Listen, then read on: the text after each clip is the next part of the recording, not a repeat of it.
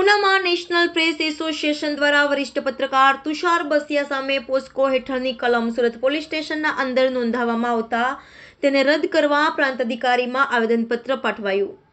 ઉનામાં પ્રાંત અધિકારીએ national press association દ્વારા તુષાર બસિયા સામે જે ફરિયાદો થઈ છે તેને રદ કરવા આવેદનપત્ર પાઠવાયું છે.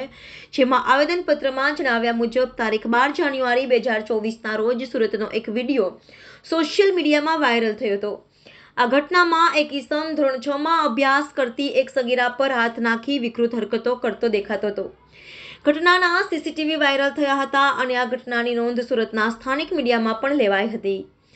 આટલી ગંભીર બાબતે પણ સુરત પોલીસ દ્વારા કોઈ ફરિયાદ ન નોંધાતા નવજીવન ન્યૂઝના પત્રકાર તુષાર બસિયાએ આ ઘટનામાં વધુ જાણકારી મેળવવા માટે જે પોલીસ સ્ટેશનની હદમાં આ ઘટના બની હતી તે સંગણપુર પોલીસ સ્ટેશનના પીઆઈ રાઠોડને ફોન કરીને તેમને ફોન કર્યો હતો. ફોન પર પીઆઈ રાઠોડે જણાવ્યું હતું કે ફરિયાદીઓ ફરિયાદ આપવા માંગતા ન હોવાથી આ મામલે ફરિયાદ દાખલ કરવામાં આવી નથી.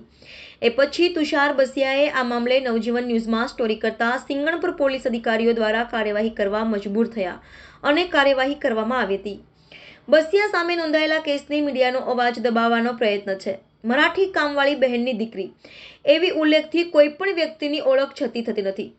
સુરતમાં હજારો લાખો મરાઠી પરિવાર રહે છે.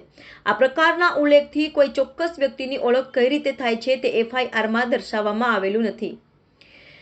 એટલે આ વાત સ્પષ્ટ છે કે ઘટનાના 12 દિવસ સુધી સુરતના સિંગણપુર પોલીસ સ્ટેશન દ્વારા સુઓ મોટો ફરિયાદ દાખલ કરવામાં આવી ચૂકી ગયેલ હોય જે ભૂલ ઢાંકવા માટે સિંગણપુર પોલીસ સ્ટેશન દ્વારા આ કિસ્સામાં પ્રકાશ પાડનાર નીડર અને નવજીવન ન્યૂઝના પત્રકાર તુષાર બસિયા સામે ખોટી રીતે પોક્સો હેઠળ POCSO act, juvenile justice act તથા આઈટી એક્ટની વિવિધ કલમો લગાવી દીધી હતી.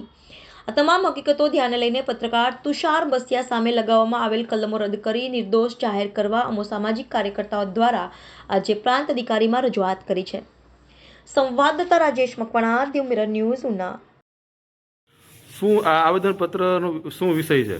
સુરત શહેરની અંદર વરિષ્ઠ પત્રકાર નવજીવન ન્યૂઝના જે તુષાર બસિયા સાહેબ છે તેઓની સામે ખોટી ફરિયાદો દાખલ કરવામાં આવી છે.